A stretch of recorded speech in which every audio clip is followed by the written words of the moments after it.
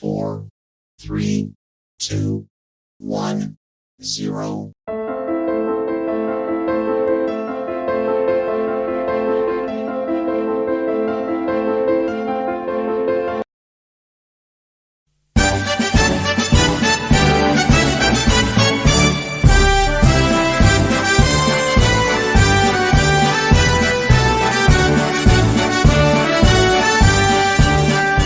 Bulatkan tekad kuatkan hati, negeri ini memanggilmu kawan.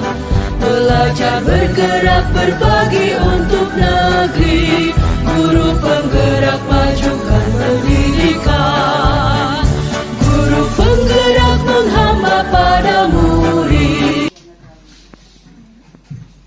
Ya, Assalamualaikum warahmatullahi wabarakatuh. Bapak Ibu, terima kasih atas kehadirannya di kegiatan yang terkait dengan aksi nyata, dan saat ini aksi nyatanya terkait dengan pengelolaan sumber daya berbasis aset. Jadi Bapak Ibu, sebelum kita membahas tentang pengelolaan sumber daya berbasis aset, bahwa tujuan daripada pengelolaan aset ini kita harus tahu aset apa saja yang dimiliki oleh sekolah. Nah, jadi sekolah itu tujuan daripada pengelolaan aset ini itu membangun ekosistem yang mampu merangsang pertumbuhan atau perkembangan murid itu sehingga terwujudnya profil pelajar Pancasila.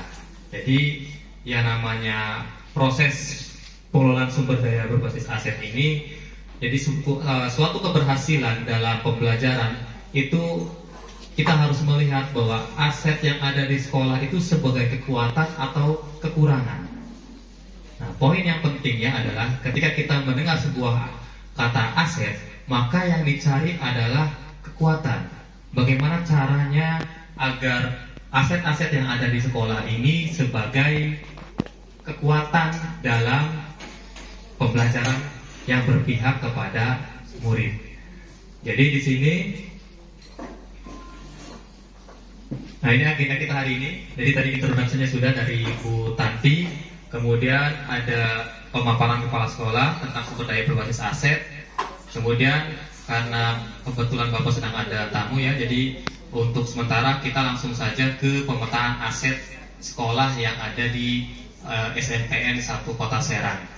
Nah, sebelum kita berbicara tentang aset apa saja yang ada di sekolah sebagai kekuatan daripada sekolah kita ini, maka kita harus tahu dulu bahwa pemetaan dalam sumber daya aset itu ada 7 modal.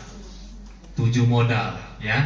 Yang pertama modal manusia, kemudian modal finansial, ada sosial, kemudian politik, fisik, agama dan budaya, dan yang terakhir yang berhubungan dengan lingkungan. Inilah 7 modal yang harus dimiliki oleh sekolah. Ini adalah aset atau kekuatan yang harus kita kembangkan atau harus kita gunakan untuk proses pembelajaran. Jadi kalau dikatakan sekolah itu berhasil atau tidak, bagaimana dia melihat kekuatan sebagai ataupun aset itu sebagai kekuatan, bukan sebagai kekurangan. Jadi bagaimana kita harus mengembangkan aset yang kita miliki. Sekarang contoh misalkan di modal manusia. Nanti mungkin saya bagi-bagi ya. Mungkin dari manusia, modal manusia dan sosial. Nanti mungkin selanjutnya dari Bu Tanti, dan selanjutnya nanti dari Bu Dedeh Mayasari ya. Yang pertama modal manusia. Kira-kira Bapak Ibu, aset yang ada di sekolah yang terkait dengan modal manusia itu apa saja? Siswanya. Selain siswa, gurunya, kemudian tenaga pendidiknya. Ada lagi nggak Bu? Kepala sekolahnya, ya, kepala sekolahnya. Kemudian ada lagi kira-kira? Orang tua ya, orang tua atau komite, ya. Nah di sini ada 5 poin, mungkin nanti bisa ditambahkan kalau misalnya ada masukan. Jadi ada aset terkait dengan modal manusia, yaitu yang terkait yang pertama dengan kepala sekolah. Kepala sekolah kita sudah pasti mempunyai pengalaman ya, kemudian kualifikasinya juga sudah S2, kemudian dia juga lolos sebagai kepala sekolah penggerak. Kemudian ada guru, kita untuk guru, data guru itu 36 PNS, kemudian ada 7 P3K dan 2 honorer yang insya Allah tahun ini diangkat menjadi P3K ya. Ya, kemudian yang ketiga tenaga pendidik, yaitu aset yang kita miliki yaitu tenaga pendidik. Di sini kualifikasinya pendidikan minimal SMA yang kita miliki. Kemudian murid dengan jumlah 1000 saat ini ya, update terakhir itu 1256 dengan latar belakang sosial dan ekonomi yang heterogen karena kita ada di perkotaan ya Bapak Ibu ya.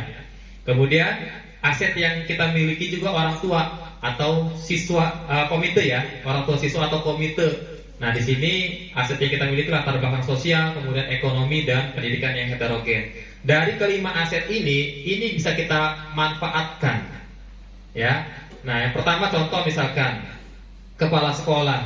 Nah, strategi pemanfaatannya seperti apa? Maka di dalam aset kepala sekolah ini beliau memiliki nilai dan karakter pemimpin atau berperan sebagai manajer di sekolah. Kemudian guru. Nah, strategi pemanfaatannya seperti apa terhadap aset yang kita miliki ini, guru ini? Maka mau tidak mau diberi kesempatan untuk mengembangkan diri, mengikuti pelatihan, kemudian workshop atau diklat ataupun kegiatan-kegiatan lainnya untuk pengembangan diri. Kemudian untuk tenaga pendidik juga sama seperti guru, yaitu dikembangkan pengembangan dirinya dengan mengikuti pelatihan-pelatihan ataupun workshop-workshop lainnya.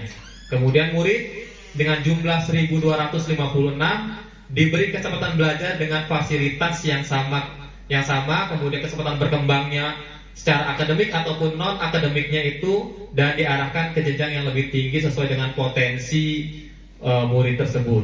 Kemudian orang tua siswa atau komite ini strategi pemanfaatannya ya sebagai sumber pendanaan alternatif. Jadi Bapak Ibu setiap ada kegiatan program di sekolah, nah aset orang tua siswa ini sebenarnya bisa dijadikan sumber pendanaan alternatif ataupun kolaborasi antara orang tua dan sekolah di dalam program-program sekolah yang kita jalankan. Itu modal manusia, Bapak Ibu ya. Di antara 5 poin ini, Bapak Ibu kira-kira ada tidak aset yang lainnya yang belum teridentifikasi atau yang belum dipetakan di yang modal manusia? Kalau pengawas masuk ya?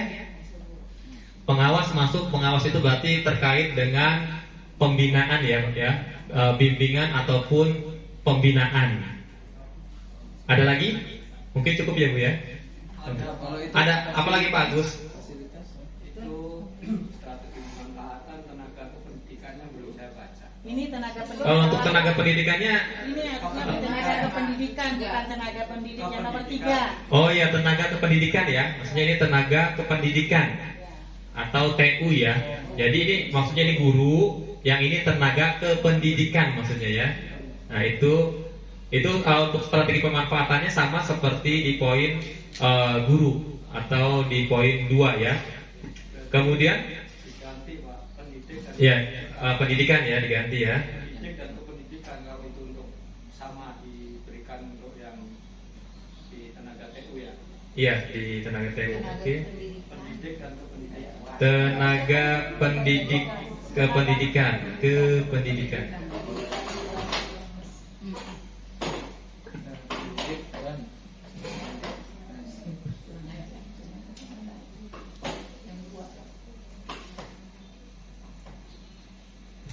Oke, tenaga kependidikan itu modal manusia. Jadi tambahannya tadi satu lagi pengawas ya. Kemudian kita lanjutkan ke modal sosial. Nah, berarti kalau modal sosial ini berarti yang terkait dengan hubungan-hubungan dengan pihak luar ya. Bapak Ibu di sini asetnya yang kita coba petakan ada MKKS, kemudian NGP mata pelajaran ya. Kemudian ada BPMP atau yang dulu disebut dengan apa Bu? LPMP ya. LPMP sekarang jadi BPMP atau BGP, Balai Guru Penggerak. Kemudian ada Dinkes, kalau misalkan kita pernah berhubungan dengan Dinkes atau Puskesmas. Kemudian ada BNN yang kita sering berhubungan dengan BNN, ada kepolisian dan ada Kodim ataupun Korem. Nah, ini strategi pemanfaatannya kalau untuk PMKKS, pengawasan dan pembinaan sekolah. Kemudian NGNP yaitu terkait dengan sosialisasi pengembangan diri dan pelatihan. Kemudian yang ketiga BPMP dan BGP itu sama seperti NGNP, yaitu terkait dengan sosialisasi, kemudian pengembangan diri dan pelatihan. Kemudian Dinkes atau Puskesmas ini terkait dengan penyuluhan dan kerjasama tentang kesehatan. Kemudian yang kelima BNN, kita juga pernah bekerja sama, yaitu tentang penyuluhan dalam bidang pencegahan, pemberantasan dan penyalahgunaan narkotika. Kemudian kepolisian, ini penyuluhan di bidang hukum ataupun lalu lintas. Kemudian ada Kodim ataupun Korem, yaitu terkait dengan bidang hukum dan bimbingan masyarakat. Apakah di antara 7 poin ini ada yang perlu ditambahkan aset yang kita miliki di sekolah terkait dengan modal sosial? OSIS, pramuka,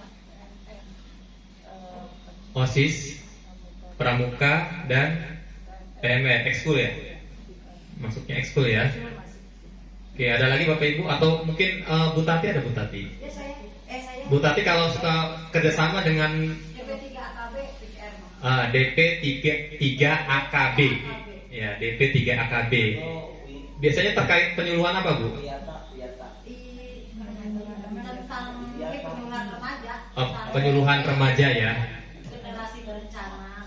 Oke, generasi berencana ya. Kemudian DLH mungkin ya, Dinas Lingkungan Hidup, itu terkait dengan Sekolah Adiwiyata SMK Pertanian atau lingkungan SMKN Pertanian yang saat ini kita jalani ya. Itu terkait dengan P5 ya, proyek P5, atau bisa juga mungkin DPRD kota gitu kan, atau Dinas Pariwisata yang sedang nanti kita coba jajaki ya. Nah, itu modal-modal sosial yang kita miliki. Nah, ini tentang modal sosial ya, asetnya ya, nanti bisa ditambahkan oleh Bu Dema ya. Oke, untuk selanjutnya modal selanjutnya akan dibahas oleh Bu Tanti ya. Untuk Bu Tanti dipersilahkan.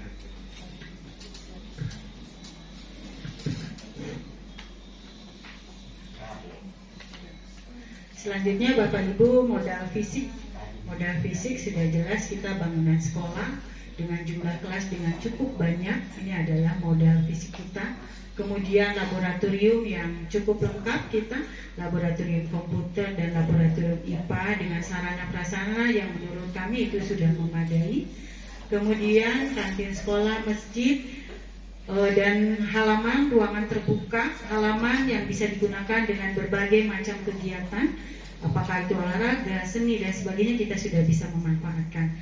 Dan masjid, kira-kira apalagi perpustakaan, Bapak Ibu ya, perpustakaan, semua yang ada di fisik yang ada di sekolah kita, termasuk ruang guru, termasuk ruang kepala sekolah, ruang wakasek, ruang tata usaha, pendopo dan sebagainya, itu adalah aset fisik yang bisa kita manfaatkan.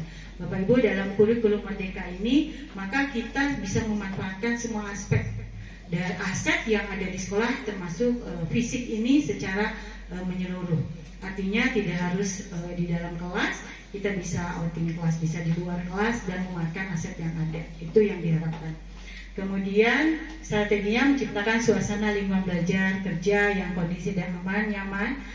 Sekarang ini karena dalam kurikulum Merdeka bahwa lingkungan itu juga termasuk salah satu yang diperhatikan, di mana anak merasa nyaman belajar. Apakah dia merasa nyaman di luar, di pojok, di sudut, di mana, itu adalah sebetulnya kemerdekaan buat mereka memilih, di mana mereka merasa nyaman untuk belajar. Tinggal guru bagaimana mensiasatinya dalam strategi pembelajaran. Mungkin seperti itu. Karena kan kita semua berpusat anak belajarnya di kelas gitu. Nah, untuk ke depan mungkin kita bisa memanfaatkan aset fisik ini secara menyeluruh, penyebar. Sehingga di situ akan terlihat bahwa kemerdekaan anak-anak itu kita fasilitasi. Ya. Jadi ada anak itu yang mungkin tidak merasa nyaman di kelas dan sebagainya. Kemudian kegiatan intrakurikuler, ekstrakurikuler, dan kokurikuler secara optimal dengan memanfaatkan aset fisik yang ada. Kemudian kegiatan perekonomian di sekolah sebagai sumber penghasilan, koperasi kita sudah memulainya, dan kantin sekolah mungkin. Dan memfasilitasi kegiatan peribadahan dan kegiatan keagamaan di sekolah. Selain praktek-praktek kita sudah memanfaatkan aset olahraga, seni, dan saya rasa untuk fisik cukup Pak Rahmat. Ada tambahan Bapak Ibu? Student Plaza. Student Plaza. Iya semua Mister banyak banget SMP 1 itu dan banyak. Iya. Banyak. Laboratorium IPA 2, laboratorium komputer 4, ruang meeting, ruang kesenian, ruang olahraga ini Pak Rahmat kayaknya buru-buru banyak jadi disita. Sengaja biar mood hidup. Banyak banget Bapak Ibu ya. Iya. Saya lanjut. Iya. Lanjut Pak Rahmat. Nah, kalau aset finansial untuk saat ini kita hanya berpaku pada BOS, dan mungkin saya memasukkannya sumber lain yang tidak terikat, yaitu donasi orang tua, itu pun tidak terikat kan. Artinya kita bisa manfaatkan aset itu. Mudah-mudahan Porsa itu sampai selanjutnya. Kemarin saya ketika ketemu dengan orang tua sudah sempat saya sampaikan bahwa mereka itu adalah aset sekolah. Dan mungkin selain motif, karena mereka itu dukungan mereka anak-anak belajar dan sebagainya sangat kita butuhkan, dan tidak menutup kemungkinan mereka membantu dalam bidang finansial untuk kita. Ya, itu yang mungkin bisa membantu program-program kita di sekolah. Kira-kira ada tambahan Bapak Ibu? Aset ini tidak ada? Baralek masuk nggak? Iya, masuk ke sumber yang tidak Tidak terikat ya? Sumber lain yang tidak mengikat ya? Mungkin tidak ada lagi kayaknya ya, karena kita tidak mengambil anggaran yang lain. Kemudian aset politik, otomatis regulasi kebijakan baik dari pusat, pemerintah Kota Serang, DPRD, Dinas Pendidikan Kebudayaan, dan termasuk kebijakan dari sekolah. Regulasi dari sekolah, kebijakan-kebijakan yang sudah ditetapkan kepala sekolah, baik yang merupakan kesepakatan kita bersama maupun kebijakan yang diambil oleh pimpinan yang berlaku untuk kita dalam hal ini. Itu adalah aset politik, modal politik yang bisa kita lakukan. Ketika kita melaksanakan suatu program tanpa ada regulasi kebijakan dari pimpinan, kita tidak mungkin melaksanakan itu. Itu adalah kekuatan untuk kita Bapak Ibu dalam melaksanakan, meningkatkan kualitas pendidikan di sekolah kita. Ada lagi masukan Bapak Ibu? Ini sengaja dipercepat, khawatirnya kelamaan, janjinya sebentar. Oke, dilanjutkan oleh Bu Dedeh Maya. Silakan Bu Dedeh Maya. Terima kasih atas perhatiannya Bapak Ibu. Mohon maaf kurang lebihnya. Assalamualaikum warahmatullahi wabarakatuh. Waalaikumsalam. Assalamualaikum warahmatullahi wabarakatuh. Di sini saya akan membahas tentang aset modal agama dan budaya. Salah satunya yaitu tokoh masyarakat dan komunitas keagamaan atau seni. Strategi pemanfaatannya melibatkan dan bekerjasama dengan kegiatan keagamaan. Yang kedua, sebagai media untuk belajar dan pelestarian di sekolah. Mungkin dari Bapak dan Ibu Guru ada penambahan dari aset modal agama dan budaya yang ada di sekolah kita. Dan sanggar tari Wanda Banten. Itu masuknya ke sesi Kan kalau acara pernikahan Bapak yang ada di sekolah, aset modal agama dan budaya. terus masjid dan suka ada pengajian di situ. Kayak pengajian bulanan ya, Pak ya. Iya. Oke, terima kasih Mr. Heri. Mungkin Mayoritas Muslim juga aset itu Pak Rahmat. Mayoritas kita kan Muslim, itu juga aset yang bisa kita manfaatkan. Kemudian yang walaupun yang minoritas, jadi keragaman agama juga merupakan aset yang bisa kita manfaatkan. Kemudian komunitas keagamaan seni. Ya. Tradisi adat Banten ya Pak. ya kita juga kan P5 ya, yang mulut itu bekerja sama orang tua budaya juga ya, budaya Banten gitu. Kalau adat Banten ini kecenderungannya kemana tuh Pak? Adopsi atau khusus Banten? Budaya Banten itu memang khusus Banten atau memang itu inian ada dari Sunda atau Jawa atau gimana? Asli kan? Asli Banten. Muludan Mas. Karena sejarahnya kan ada. Saya di Bandung Saya malah Banten Muludan. aja khususnya di Banten itu kan dulu apa yang punya itu tersendiri kebantenan itu. Sultan masa dulu. Istilahnya apa? Kebantenan. Kesultanan apa? Tempat sandarnya kapal. Pelabuhan, kita punya pelabuhan dari dulu itu di Banten, Karanganto itu, dan sudah terkenal dan banyak pedagang-pedagang dari dulu yang memang dari Arab yang datang ke Indonesia dan berbaur menikah dengan orang asli dari sini gitu. Jadi memang asli dari Banten itu sendiri. Istilahnya apa dulu Kak? Ada kebantenan atau Jarang, kesultanan? Kesultanan ya.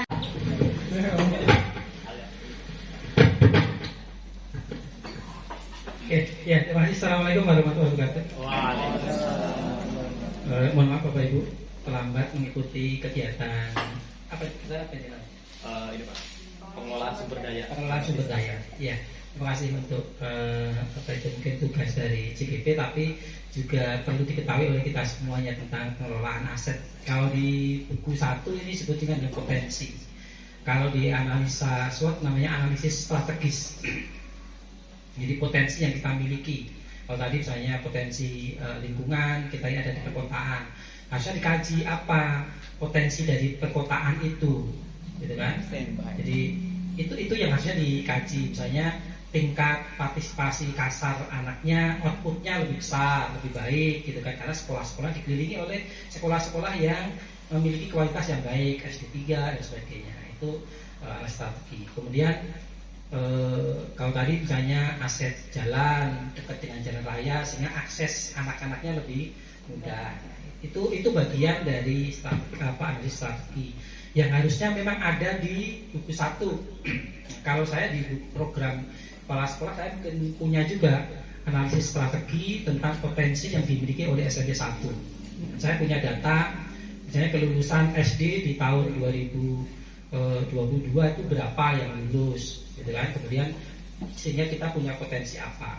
Nah, kalau ini saya dijelaskan tentang potensi sumber daya manusia, kemudian kalau tadi potensi fisik, sumber daya kita jelas. Kalau dari sisi kualifikasi pendidikan kita semua sudah terpenuhi kualifikasi pendidikan sesuai dengan persyaratan perundang-undangan S1 hampir 100% ini kali ini ya, tidak ada yang. Kemudian linearitas, nah, mungkin semua mengajar sesuai dengan backgroundnya, kecuali mungkin Pak Budi ya dikaryakan untuk mengajar PKN. Jadi sudah tidak ada lagi guru matematika mengajar IPA atau sebaliknya, atau mungkin bahasa Inggris isi bahasa Indonesia, itu kita sudah 100%. Kemudian dari sisi sumber daya yang lain, misalnya yang kualifikasi S2 kita sudah berapa orang, gitu kan? Ini juga menjadi potensi yang lebih. Kemudian sertifikasi itu kita 60%. Kalau lihat dari data di Dapodik. Nanti mungkin Bapak Ibu kalau data-data kuantitatifnya, data-data kuantitatifnya ada di profil yang bisa di-download oleh operator. Atau nanti saya punya juga. Saya selalu pegangannya itu. Profil tahun 2023 misalnya jumlah gurunya berapa, guru yang umurnya di atas 50 tahun berapa orang. Jangan tersinggung ya. Contoh Termasuk yang mendekati pensiun berapa orang, gitu kan? Jadi guru-guru yang muda tadi durasi rentang umurnya antara 30 sampai 40 itu ada semuanya. Laki-lakinya berapa, perempuannya berapa, kemudian jenjang kualifikasi pendidikan, kemudian yang sudah tersertifikasi, itu semua ada di profil. Dan secara potensi sumber daya manusia kita memiliki potensi yang cukup ideal, gitu kan? Tinggal mungkin tadi memberdayakan, kemudian mengoptimalkan potensi yang kita miliki.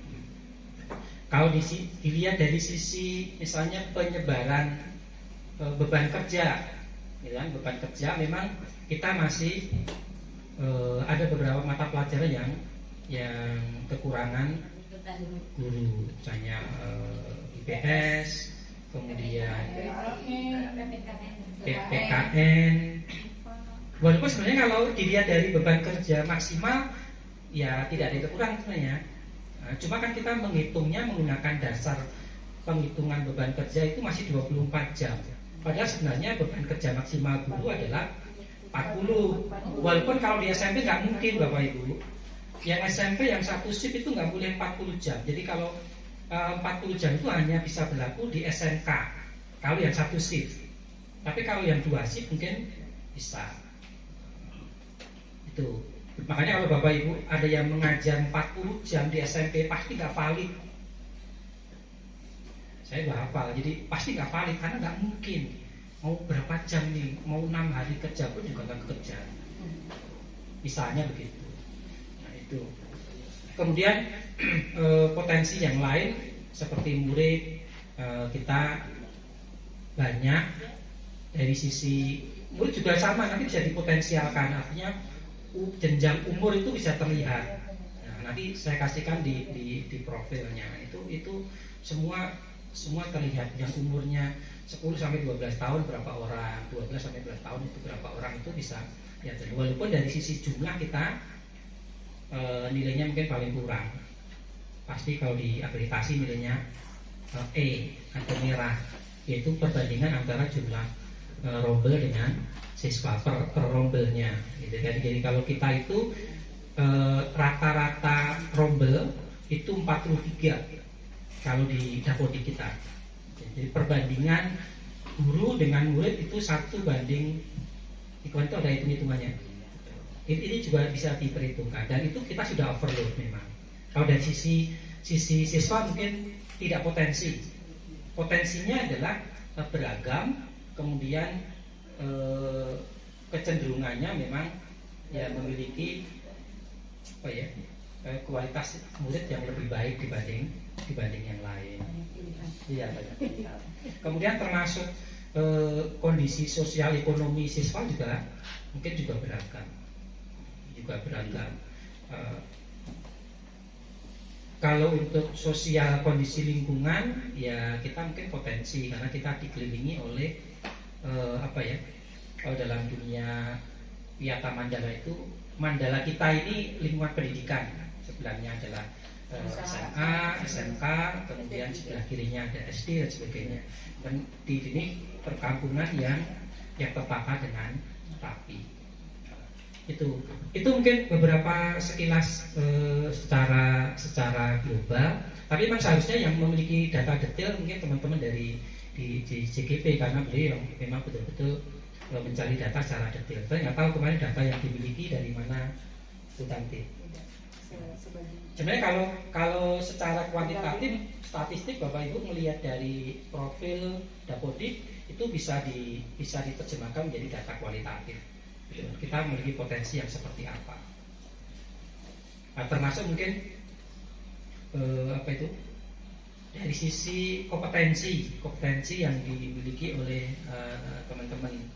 Jadi sisi kompetensinya, kualitas kompetensi guru itu bisa terlihat juga di data pendidikan. Jadi mungkin masukan saja dari teman-teman CGP, kalau kita ingin menganalisa tentang potensi yang dimiliki oleh sekolah, acuannya adalah profil sekolah secara kuantitatif dengan rapot pendidikan yang dimiliki oleh sekolah. Jadi bisa di-download, minta tolong ke operator, di-download, dan itu bisa ketahuan profil sekolah kita itu seperti apa. Anak-anak kita ini kualitasnya ada di mana, literasinya di mana, kemudian numerasinya di mana, termasuk mungkin guru-gurunya.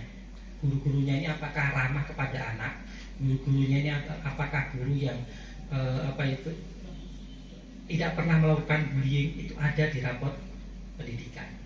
Jadi Bapak Ibu kemarin waktu ngisi kuesioner di AKM itu ada rekodnya dan itu bisa dipilah-pilah. Nah, kita ini kategori yang mana? Jadi kalau kita mengatakan kita sekolah ditetapkan sebagai sekolah ramah anak, secara data kuantitatif apa betul nih ketika mengisi di KM di AKM. Saya kira itu mungkin tambahan saja Pak Rahmat, Bu Tanti, Bu Demai tentang apa yang tadi sudah didiskusikan. Prinsipnya mudah-mudahan apa yang Bapak Ibu kerjakan sebagai tugas tidak hanya berhenti sebagai tugas, tapi memang betul-betul bisa diolah menjadi sebuah data untuk meningkatkan kualitas SDM kita. Terima kasih. Assalamualaikum warahmatullahi wabarakatuh. Baik, terima kasih pada Pak Kepala yang sudah memaparkan tentang pengelolaan sumber daya berbasis aset. Bapak Ibu, untuk acara terakhir yaitu kesimpulan, inti dari kesimpulan dari kegiatan ini adalah bahwa kita sebagai guru harus melihat sumber daya atau resource yang kita miliki, yang 7 modal tadi, itu sebagai kekuatan atau aset yang itu bisa dimanfaatkan dalam proses pembelajaran yang keberpihakan kepada murid atau kepada siswa. Itu intinya sebenarnya, Bapak Ibu. Terima kasih Bapak Ibu yang sudah bersedia hadir. Mohon maaf jika ada kesalahan. Kami tutup. Assalamualaikum warahmatullahi wabarakatuh.